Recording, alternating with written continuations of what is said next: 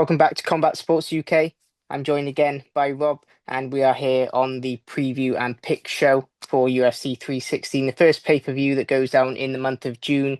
We are, of course, talking Dvalishvili O'Malley 2 and Pena Harrison as well is another title fight on the card. Rob, are you looking forward to this card in Newark? Oh mate, it's going to be an unbelievable card. I think this main event, even though it's strange because obviously the first fight was I think it was quite one-sided personally. I don't think it was that Mm. close, but even I'm always looking forward to watching O'Malley fight, and I think Yeah. this fight's gonna be even better than the first one. Yeah, I think we can all hope for something, especially better than the first one, because I think it's a case where O'Malley didn't really show up in that first fight, so a lot of fans are expecting a new reinvigorated O'Malley. And since that O'Malley fight, Merab has got even better. That performance against Umar was even more impressive. So I think we're really in for a great main event. The co-main event, I think Harrison is someone that since joining the UFC, everyone's been saying she's tight. She's the champion in waiting. Like I said, Pena's just holding the belt for her until she comes along. Well, this is the opportunity now. She is here to take that belt. So we're going to preview the whole main card. We may have a pick out the prelims. There's a couple of good fights on there, a couple of good talented names. But again, we'll just go through the main card. We will start at the top, of course. We will go for the main event. Dvalishvili and O'Malley. Second time around. How are you thinking, Rob? Is O'Malley able to make the adjustments? Well, I was literally just before we hopped on this call, I was watching some footage online, and O'Malley's he's kind of making he's doing like the walk. He's turned his gym into like an arena atmosphere. He's like I've done up seen that all as the well. Yeah, lights, put on like the crowd noise and stuff. So O'Malley seems to be dialed in. He's saying how he's cut all the distractions. He's stopped smoking weed. He's turned off social media. He's yeah, and I think it's tricky. I've been going back and forth, and I really have. Like usually because I personally thought the first fight was Merab dominated, apart from the last round. I thought it was all hmm Merab. And usually when those sort of fights happen, I'm like, okay, it's gonna be the same again. However, yeah, the way O'Malley's approached this fight, it's given me more to think about. However, mm, saying that, I do just think Merab's got his number. I think he's just a horrible stylistic matchup for him. I think to yeah, me, I think Merab's got bantamweight GOAT material. I really do. I think if he pulls this fight off and then yeah, maybe beats, say, a Sandhagen, like the only guy he hasn't beat, if he can beat all those names, to me, yeah, Merab has a very good conversation to be the bantamweight GOAT. And if I had to make obviously for prediction wise, Merab doesn't really get finishes. I think his only finish no, no, is no, I know. Marlon Moraes. So I'm not going to go out here and say Merab TKO because it's Yeah, probably not going to happen. no, I exactly. think if I think I'm going to back Merab by decision in this one. I think he gets it done. I'd say probably three. I think it's gonna be closer. I think probably 3-2 Merab. Yeah, yeah, no, I think if you're looking at, safe money, you are looking at a Moab decision. I mean, it's one of those things in life. It's Bilal decision, Moab decision. You're gonna find it. It's one of those. What I think we saw was quite interesting with Bilal's obviously most recent fight against JDM. It did seem like Bilal went, "Oh, I've got to go out and I've got to get scrappy. Yeah, I've got to try it." It does Merab, does that happen with Merab? I think he's got, to be honest, his coaching, his corner. I mean, it's a stellar corner he's got there. So I think I don't think they'll allow that to happen. So I think Merab will stick to his game plan with a high grappling style.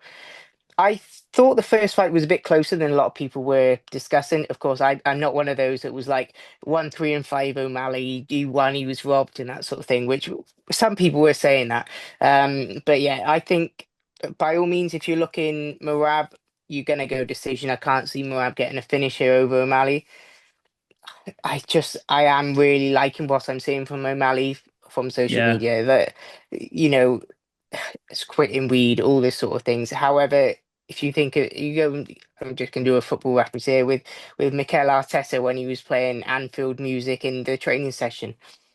Before they went to Liverpool and then they end up losing. So it's not, it doesn't always work. But no, I've always been a big fan of O'Malley. I think if you're a fan of MMA, you are going to be a fan of O'Malley. He can be polarizing with some of the things he says, but it's not half as bad as some of the things Sean Strickland says or Bryce Oh Mitchell. So yeah, I think he's quite polarizing. But look, I think the UFC want Sean O'Malley to win this fight because Sean O'Malley yeah. as a champion makes a hell of a lot more money than Merab Dvalishvili. Now, Merab, I think, has a character and he is really building that status, but finishes, unfortunately, you don't buy tickets to see a great engine or a cardio machine. You buy tickets to see knockouts, you see submissions.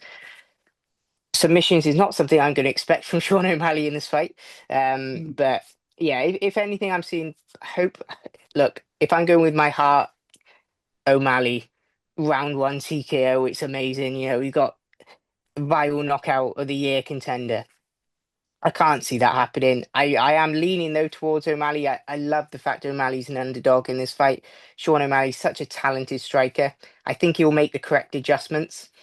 I think he is going to get it. I think it will be a really tight decision, though. It may be one where we're thinking the judges are giving him one there, sort of thing, because they want O'Malley as the champion. So I think it'll be a really tight fight, 3-2, I'm thinking. But by all means, I think Merab, if he goes out there and dominates O'Malley, I completely agree with you. GOAT status is almost on the horizon for him, especially at bantamweight. So yeah, I think I got O'Malley decision. You've got Moab decision. Hey, look, if we can get a finish, we've been missing a few of them this year. We need some more excitement in the sport. I'd love to see it. But again, we'll move to the co-main event. I don't know if we're going to see that excitement there, but it's a females MMA has just showed up in some regards, hasn't in others. This title fight, there is bad blood. That's what I like to see. There's something where it's boiling, and that does generally bring out a bit more of a scrappy fight and a scrappy contest. When Juliana Pena is involved, it is going to get scrappy. It does. It's just naturally how she fights. Do you think she retains the title? No, I don't. I'm not really a big Juliana Pena fan. I don't know how, in my opinion, I don't understand how she's become champion twice. I don't see how this has happened. I don't Completely know agree why. with you.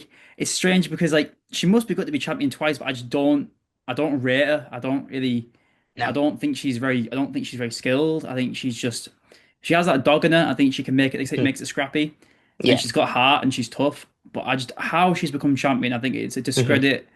It just goes to show the state of the division that's in now that Yeah. Amanda Nunes has left. Hmm. And to me, I think even though I think Kayla Harrison, she's not exactly neither of them are young. I think Pena's 35, Harrison's 34. Harrison's done the Yeah. best work in the PFL. Hmm. And she's looked okay in the UFC. She's not looked amazing. I think she's looked all right. I think an okay Harrison beats the best Julia Pena you will see. I think I think Harrison probably gets the job done. I'd say probably, if I had to project, I'd say like a second round TKO or submission. I think she gets it done fairly early on. And I know Hmm. there's talks of Amanda Nunes facing the winner. I think Nunes, even though I can't believe she lost to Pena. That's probably, in my Yeah. opinion, that's arguably the biggest upset in history because I don't Yeah. rate Pena at all. No. Uh, and to me, I think Harrison, even though Nunes has been gone for a while, I still think she makes light work of either pair. I really do. Okay. Yeah. No, I think Nunes is the end goal for both of these girls here in this fight. The money involved when Amanda Nunes is there for female MMA is going to be big money for them. Harrison Nunes is a fight that has been talked about for years and years, whilst Harrison's over the other side of the pond in PFL. It's always been that thing. Harrison, a record's 18-1. I mean, it's a phenomenal record. So there's always been talk of how good actually is she, and she needs to test herself by jumping over. Obviously, since jumping over to the UFC, 2 fights, 2 wins. So she can do too much better than that. Other than getting a finish in the last fight, I know she did get through to a decision, which I think quenched a lot of the doubts when it comes to gas tanks with Kayla Harrison, because the weight is the biggest talking point whenever she's involved. Yeah. 145, 155 fighting around there normally, coming down to 135, and she's done it twice. By all means, she's got to do it again now this weekend. I do agree with you, Juliana Pena. I'm not quite sure how she has got the title on multiple occasions, but she has. I think it's purely a case of circumstance where she has just lingered around the top of the division. She's picked up the belt here. Oh, right, okay. It's one of those things. I think I agree with you. I think it may be one of the biggest fluke wins in UFC history, the win over Nunes. I still to this day cannot believe I saw that. But by all means, I am agreeing with you. I'm leaning towards Harrison. I think. I think if it goes late, this is where this scrappiness of Pena comes out. It's not going to be pretty. It's going to be quite an ugly fight to watch. I will preemptively warn people if you're tuning in to see slick striking, watch a main event. Don't watch this one because Sean O'Malley is who you want to watch. You don't want to see Juliana Pena if you're looking for clean, efficient work. All right. But I don't think it gets that far. I think first two rounds, Kayla Harrison is on it. I think submission is going to be her avenue for victory. I think she gets it done in one round. I think that would be a real statement for her. And that's what the UFC want, to be honest. They want Kayla Harrison to go in, storm in, snatch that belt off her. And everyone knows Amanda Nunes is going to be cage side, just waiting by the entrance to walk in and do that face off. And then you've got that fight then towards the back end of this year. So I think it's all set up for Harrison to get a big statement win. Juliana Pena has, as we've both said, upset the odds before. If she does, brilliant. I'm not going to want to listen to her speak about it. I'll probably No. go for a cup of tea or something, and then I'll come back for Merab O'Malley. But it's one of those things. I think everyone's hoping Harrison does get the win. It's unfortunate because I'm sure Pena has got fans. I don't know many of them, but by all means, we'll have a look and see on a Sunday morning if Harrison does actually have the belt and the UFC is looking towards Harrison Nunes finally after all those years of talk. Now, the main card itself is made up of a couple interesting fights. The next fight I've got on the card is Gastelum versus Joe Pyfer. And Kelvin Gastelum, I mean, I think he's one of the most varied performances across his UFC tenure. I mean, you look at Gastelum versus Adesanya was one of the best fights I've ever seen. It really, really sparked my interest in the sport. It was unbelievable. I still remember it to this day. And then you look at Gastelum in some fights where he's submitting to a heel hook in seconds. It's really, really a yo-yo career for Kelvin Gastelum. But his losses have come against those top boys. Israel Adesanya, to just name one. The losses themselves have always been those higher echelon. If he starts losing to the caliber of someone like Joe Pyfer, he may be looking at retirement. So, for yourself, Rob, do you think Joe Pyfer is possibly the one who puts a nail in that Kelvin Gastelum retirement coffin? See, I've been going back and forth on this fight because to me, Mm. and I don't really believe Kelvin Gastelum should be in the UFC anymore. I respect Yeah. Kelvin for what he's done in his career. He's been a veteran. He's put on some amazing fights. However, I think he's been extremely unprofessional during his career with a lot of Mhm. weight misses, a lot of Yeah. times where he's not showed up in fights, and I think the UFC holds on to guys like Kelvin Gastelum, for example, for too long. And there's so many people outside the UFC who are ready to go, Uh, especially in that middleweight division. There's so many middleweights like out there right now who are dying to be in the UFC, and you've got mhm. guys like Kelvin Gastelum who don't show up, who miss weight. And Yeah. I've always questioned it with Kelvin because obviously he came off the Ultimate Fighter, he won the Ultimate Fighter, and Mhm. people are thinking, okay, is this guy like the next big thing? And he looked really good at 170.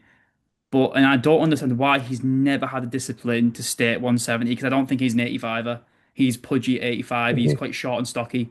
Like he's never had Yeah. abs.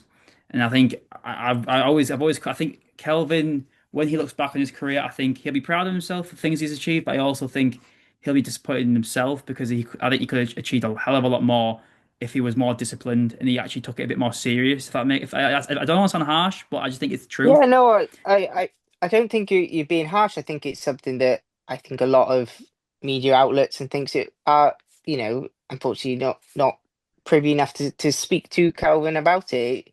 It's one of those things that I think if he was truly honest with himself, he would say he's slacked in some elements of his career. One of them being weight is again, we mentioned it with Harrison. It's always a conversation with Kelvin Gastelum. He is he looks a bit like a milk bag, not to be offensive. He does, He though. just He does. it's a common thing with Kelvin Gaston. And you look at that Adesanya fight, you can clearly see the quality is there. Yeah. And it was what ifs. That's what he's Yeah, one of those exactly. what if Yeah. fighters. If he really could have drilled it down and everything was on point, Kelvin Gaston, how far could he have gone? Unfortunately, we won't know. So yeah, just continue with what you were saying. Well, the one thing I will give a lot of respect to Kelvin is I think he's one of the most game fighters. He doesn't turn down fights. Yeah. Like I think when his first fight back at 170 in his recent run, he fought Sean Brady straight off the bat. Yeah. Like that takes a lot of guts. And like when I'm saying all this stuff about Kelvin, I actually like Kelvin. I do. I think Yeah. he's entertaining. He always puts on the show. And like I said, that fight against Israel Adesanya one of the best of all time. And obviously, they were meant to fight, and Joe Pyfer was the one who actually pulled out due, I think it was Mm. sickness, and he was saying how he just couldn't I have fought, think so. Yeah. and he was saying he'll never go to Mexico again to fight. I think you just I think accumulating to Mexico is always difficult for some Hmm. fighters. Yeah. And I am backing. I think I am leaning towards Joe Pyfer in this fight. I don't think he's gonna be able to get the knockout. I'll be surprised if he does. Kelvin is one of them people just granite chin. That's probably one of the benefits of him being a bit more pudgy and a bit more like carrying a bit more Mm. weight. Is his brain's probably a bit Yeah. healthier because he never looks drained on the scale because I don't think he really tries to cut weight. I think he's Yeah. more bothered about how many tacos he can eat in the build up to Yeah. the fight, and then so I think I'm gonna go with Joe Pyfer decision. I think on this one. Yeah. Yeah, I think for Kelvin, again, I agree with you that that chin it's always going to be there for Kelvin.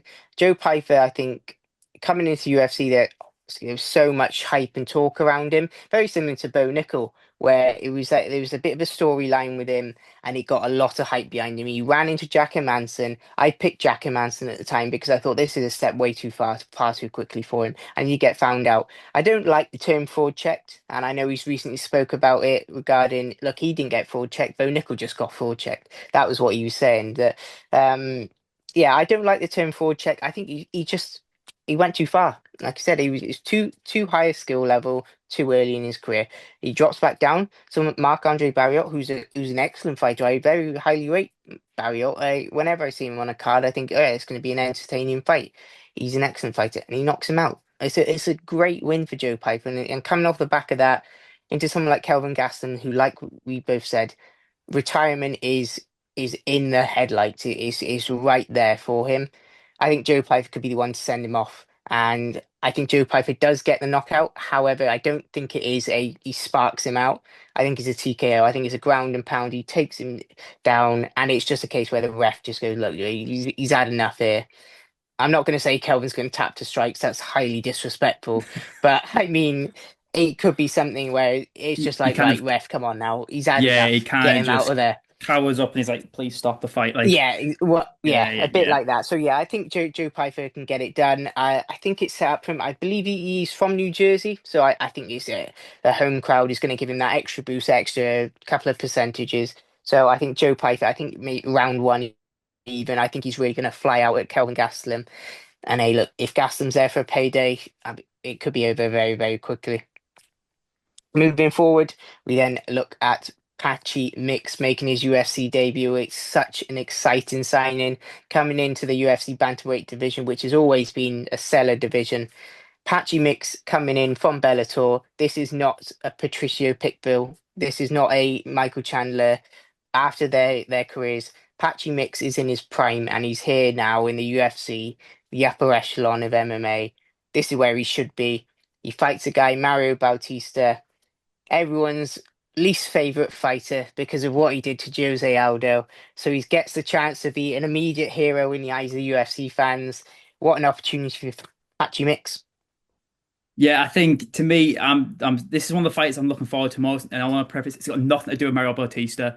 Couldn't care less about him, but it's to do with Patchy Mix. I love this sign. I think hit the signs of him and Aaron Pico they were so long overdue. I love both those Yeah. fighters so much, and I think Patchy Mix is gonna slot. I think he wins this fight quite comfortably. I'll be honest. I think he gets the job done in the first round. I think he subs him Mm. quick. I just think I really rate Patchy Mix. Yeah. I think he can really cause some problems, especially in that top 10, top five. Because apart from, I kind of think the top five of the division's gone a little bit stale because a lot of the Mm. guys, Merab's beat most people. The only guy he hasn't beat is Yeah. Sandhagen. I think we need fresh blood. I think we need a new face in there, and I think Patchy Mix slots in perfectly. He'll Mhm. probably be thinking about the whole MMA guru bounty and thinking, oh, if I can knock out Exactly. if I can knock out Bautista, I'm getting an extra 10,000. I'm getting an extra 10 G's on my paycheck. But I think, and I think coming off the bat, I think what is Patchy Mix's most recent win? Is it was that Ralph Yon started to knock out with the knee? Or has he had one since? I think that was one of his more recent ones. I think his most recent. I think he was a split decision again. I'm sorry, I can't remember. I think it was a Dagestani fighter, but he did pick up. It was a split decision win. But in his last, I think his last seven, he's got five finishes. So you know he's a finisher, which is one of the main things you're looking for in this bantamweight division. Yeah, I just think I think Mario Batista is probably. I think it's a fight for Bautista. It's a massive opportunity because even though it's Patchy Mix's debut, he's a big name. A lot of people know who Patchy Mix is, and if Yeah. Bautista can pull off the win, because as much as I don't like Bautista, he has got ability, he has got skill. Oh If he can yeah, pull it off, yeah, yeah. it's a massive statement win. And I think no matter who wins this fight, it has to be top 10 next. It has to Oh, be. definitely. But I think Patchy Mix is just too skilled. I think his ground game's too good. I'm going to back Patchy Mix by first round submission in this one. I'm going big on the debut since I like it. And Patchy Mix is someone that the UFC have needed. You mentioned Aaron Pico as well. We don't want to see those guys outside of the UFC because it's always then that what if of the career. What if he did make the jump? How would he compare? We're doing it now with Usman Nurmagomedov, Paul Hughes, Dakota Dechiva. These people, we want them in the UFC because we want to really know how good they are. We all believe how good they are. We need to see it in the flesh, and we can only see that in a UFC octagon. So Patchy Mix making that jump across, I think, is perfect timing. I think the Bellator PFL merger has always been a bit messy from what I've seen. It's always looked a bit off. So I think Patchy Mix, like I said, jumping ship. I think he's done it at the right time. Only 31 years of age, prime time in his career, comes in. The opportunity against Mario Bautista. It is a difficult fight. He's not coming in here against a can that he can crush and make a big win, which makes, if he does get this win in the fashion we're talking about here, a quick submission or something, it makes it even better. And I think you're looking, I mean, we've spoken about Merab being such a dominant champion. Only person he's not beaten in that top five is Sandhagen. If Patchy Mix gets a first, second round submission here, I mean, you're talking a title contention fight towards the end of the year, possibly on a Merab versus Sandhagen card. Pop it as a co-main. Imagine a fight against, if Sean O'Malley wins in not devastating fashion, O'Malley versus Mix. I mean, it's fights we've dreamed of. Umar Nurmagomedov versus Patchy Mix. It's really, really not difficult matchmaking, which the UFC seem to have struggled at the moment with. So, Patchy Mix, if he gets the stellar win that I will also predict him to get here, I think it is going to be a submission. I think it'll be round two, though. I think Bautista does get through the first round. Now, this may seem as a bit of a Bautista hate watch. I do apologize, Mario Bautista fans, if there are any. We just don't like what he did to Aldo, so I apologize for that. But we'll give our props to Bautista. He has been, since joining the UFC, obviously having that debut defeat, and then since then he's looked really, really good, and he's earned his spot in this top 10. I believe he's eight or nine in the division. So I think he's well within his right to have this ranking. And like you said, the opportunity is huge for Bautista himself. If he beats Patchy Mix, MMA fans know how good Patchy Mix is. It's not just a 20-1 record. He's a sensational fighter. So if Bautista gets a win himself, he should be barking for a title, a number one eliminator fight against like an Umar, or Yan versus McGee is going on. Ask for the winner of that. Bautista, this is your opportunity. Look, if you have an amazing fight here, a lot of people are calling this the fight of the night, all will be forgiven. Okay? I promise you that. MMA Guru might not forgive you, but I will. I'm sure Rob will as well. All right? Yeah, go on. I'll forgive you. There you are. So, kicking off the card, of course, we have Kevin Holland, the man who fights every weekend and twice on Sundays. Kevin Holland, what can we say? I mean, we saw him back in March, and he was actually one of the highlights on a horrible UFC London card.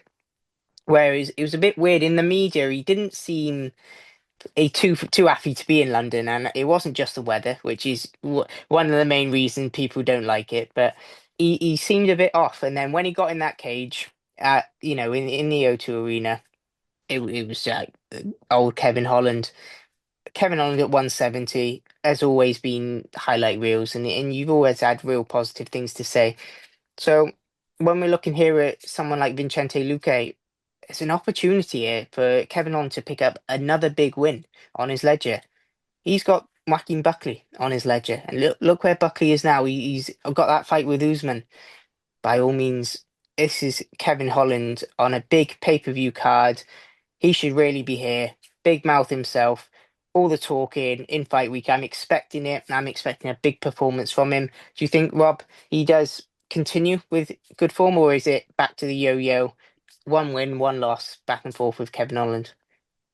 I think it's set up for a Kevin Holland win personally. I was quite Yeah, surprised. Like, I know you mentioned about how Kevin Holland wasn't really there media day. I was lucky enough to be there on media day, and it was strange because beforehand I was sat with the full send MMA guys, and he yeah, came over and was like he was chatting to a group of us, and he seemed so like animated like the usual Kevin Holland. yeah. And then media day starts and he just seemed pissed off. He didn't want to be there. Like he was giving snippy answers. He Mm, called out one of the other journalists saying like, "Oh, I'll fight you, I'll fight you, I'll fight you right now." And it's like, and it was strange. And I didn't yeah, understand the narrative going into that fight. A lot of people thought, okay, Kevin struggled with wrestlers and Gunnar Nelson's a good wrestler, but to me, Gunnar Nelson, he doesn't.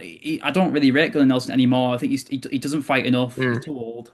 And I had Kevin Holland winning that fight quite comfortably. And it was a very good fight, and I thought Gunnar did better than I expected. I thought Kevin Holland's going to get him out of there in a round.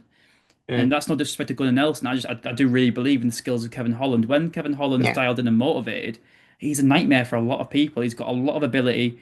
I think he's another one where I think he might be a bit of a what if fighter. I think Kevin Holland yeah, because I think he's got all the skills in the world. And I think sometimes I think it's more a motivation thing for Kevin. Like in the post fight interviews, people ask him like, "What's your motivations, Kevin?" He's like, "Money. I just want to get yeah. paid." And I don't think there's anything wrong with that. I think it's a No, refreshing and honest answer. I think a lot of yeah, fighters these days aren't honest about their motivations. And if you're fighting for money, I don't see a problem with that. I mean, yeah, everyone's got to put food on the table. And but I do think I like Vicente Luque, but it's not the Vicente hmm Luque of 3 4 years ago when he was on like a yeah, 7 fight finish streak, something crazy, and he was knocking people dead, and he was known for yeah, having a granite he was known for having a granite chin because he's had some nasty losses. That Buckley fight specifically, and like yeah. that was I didn't like that. I didn't like watching that. That was quite No, scary to be honest. I did like he's took a lot of damage. And hmm I think for Luke, I think it's just a bit too much. I think he's on the way. I don't think neither guy's going to be champion. Let's be real here. no, no, Neither guy's going to win that belt. But I yeah, just think Luke is more on the way down than Holland is. I still think Holland's got. I reckon Holland's got easily another 10 UFC fights in him. I yeah. don't think I can say the same for Vicente Luque. I think he's took a lot of damage as of late. He's no longer got that granite chin. He gets hurt. He gets stopped. And I just do think that I think Holland gets it done. I'm gonna go second round TKO. Mm, okay. Yeah. Yeah, no, I agree with you. I think if you look at both of them in the scopes of their career, you could be looking at Luke is closer to that end. He's closer to those gloves being placed in the center of that octagon. I agree with you in that factor because Kevin Holland may never retire. Kevin Holland might be fighting in care homes. He's one of those guys. So, yeah, I agree with you. Kevin Holland is here for this fight himself, and a win here again, if it's just about getting money, then by all means, a win, and then I'm sure I'll see him. I might even see him at UFC 317 with Topuria versus Oliveira. There's nothing that will surprise you with Kevin Holland. He's one of those fighters. He's got gloves, got a gum shield. He'll travel. He's one of them. So Kevin Holland, if the motivation's money, by all means, go and get that money. For Luque, what is the motivation? Because I think at one point it was the title. That is in the rearview mirror now. That loss was just really quite hard, like you said, hard to watch. Um, and that recent win against Garimbo, that's not for me gonna say I'm back on the title run. It's not. It was a late replacement. He was going to be fighting a Diaz. That's the sort of fight you're looking at now for Luque. Someone again, hey, Wonder Boy again, or something like that. Do you know what I mean? He's one of those older statesman fighters. So Luque could be on the way out, and Kevin Holland, I think, may just kick him on his way, sort of thing. So I have got Kevin Holland getting the win. I think it will be a decision, though. I don't think Holland will get to a finishing stage with Luque. I think it'll be a decision, but I think it'd be quite comfortable for Kevin Holland. turn around, Kevin Holland might just not show up. He might just have one of those Kevin Holland things, and Luke could get through and spark him out. So, Kevin Holland, you always are playing a bit of a game. If you're a betting man, don't bet on this fight. Yeah, I wouldn't. That's my best advice to you. Um, but yeah, for Kevin Holland, I think money's a motivation. Go and get that bag and pick up a win here, and then I'll see what UFC 317. I mean, Yeah. I Kevin Holland, he's one of those fighters. So I think he can be a fan favorite. It's just a case of he's always going to be ready to fight. So that's what's always going to please fans. He's probably even. This is the thing with Kevin Holland. The performance that stands out in mind is the Michael Page one, where Michael Venom Page just simply outclassed him. Now, Michael Venom Page, I think he's at 15 in those welterweight rankings. So how does he get into those rankings? That's the question for Holland if he is looking at a title run.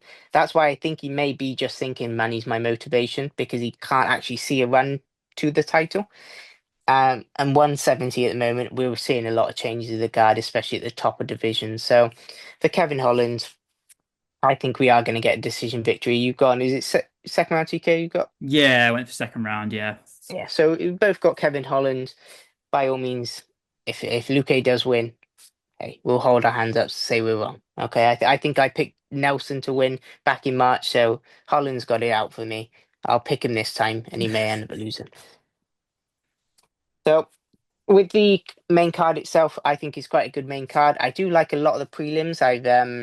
There's one in particular I just want to give a shout out for, and that's Killian Salkild. He's fighting you now at Ashmoose. Both 8-1, both quite new to their UFC careers, but Salkild was fought in February, and I, I was an Australia card, and I remember on this show picking him out. This is the kid getting the bonus. He was deep down on the prelims, and he 19-second knockout, and he got the bonus. So that's my guy. I'm going to back him again. Quillen Salkild, watch out. I think he's only second fight on. So UK fans, you don't have to be up till God knows when to get him. You'll get him about 12 o'clock midnight. That's not too bad on a Saturday night. Get him in there. The fight itself against Ashmoose. Ashmoose is a devastating fighter. We saw that against Sam Patterson, who's now reinvented his career. So that's going to be an excellent fight, and it's early on. So I think that's my pick for the prelims. Have you got anyone in particular looking out for? Do you know, there's some good fights in the prelims, but the main card is what's done it for me. I think I Yeah, usually I think the main card has been quite weak as of late. yeah, Like last weekend's was it? I can't remember. It was like, yeah, last weekend's card was a complete yeah, shambles, and it's probably one of the worst cards on paper in UFC history I've seen. And yeah. I think this is where, like, I know this is probably a video for another day, where, but like Hmm. these contracts the UFC have got with like the ESPNs, I Yeah, think it's a detriment to the UFC. They're focusing far too much on quantity over quality of fights. yeah, There's too many events. hmm, There's like it's good as fans having an event every week, but the quality you just can't stick with it. You can't yeah, keep up, and you're having these events where I mean, you've got a main event of Blanchfield versus Barb, and it doesn't even happen. Like, and yeah. No, I but know it's not a great look. I agree with you. Yeah. and I just think that this main card is what as fans what we should this should be what we expect from a pay-per-view. This is a Hmm. very good main card. It's stacked with talent. Yeah. It's really what I've been main focused on. There is some fights in the prelims, but the main card is what I'm really looking forward to. Yeah, no, I think it's I agree with you. That's probably a video for another day where the 2025 itself, I think generally has been quite a poor year for the UFC, and I think Yeah, it there has. are a lot of people that seem to be agreeing with that notions that again that's a video for another day. Now, out there in New Jersey, we have one of our best, Patrick Danner. He's on the ground there, so I'm sure he'll be covering all the fights. Of course, you can keep up to date on our social media on Combat Sports UK, on Instagram and Twitter. And by all means, keep up on the website. We'll have plenty of articles going out on a regular basis. I think we've got some boxing going on this weekend as well with Wardley versus Honey. So there's loads going on at Combat Sports UK. Of course, give a shout out to Patrick Danner. Keep an eye on his social medias because he's out there with all the fighter interviews and all the media coverage for the fight week. So that's all from us today. Of course, we'll be back hopefully probably for UFC 317. I think that'll be our next pay-per-view. Again, right before the end of this month. So two pay-per-views in June. What more can you ask for? Only a few more stacked main cards. That's what we want. Take care. Subscribe. Thank you. So yeah.